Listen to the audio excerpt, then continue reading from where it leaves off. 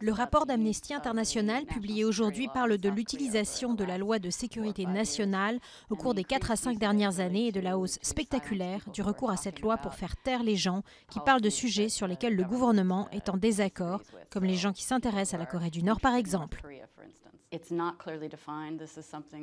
La loi n'est pas clairement définie, ce dont beaucoup se plaignent depuis des années. L'ONU, de nombreuses ONG, la Commission nationale des droits de l'homme de Corée du Sud disent tous que la formulation est trop vague, que ce n'est pas assez précis.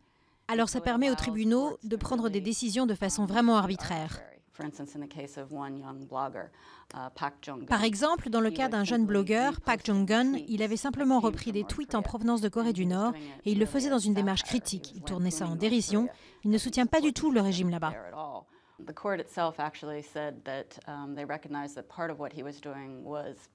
La Cour a reconnu qu'une partie de ce qu'il faisait était de la parodie, mais a quand même affirmé que c'était une offense de relayer la propagande, que c'était vu comme un acte de propagande en soi.